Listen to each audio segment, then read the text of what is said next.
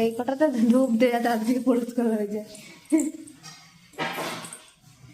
কি অবস্থা এই রুমটার। এই রুমটা দেখার পরে যে ওই রুমটা দেখে দেখো, বাবা ওই রুমটা আর এই রুমটা তফাৎ কত।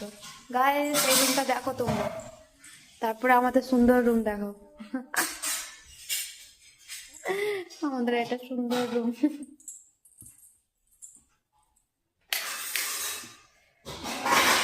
আমরা আসলে কথা বলি না, উল্টো হয়ে আছে সোফাটা কিরকম ডুলাই ধরে দিয়ে।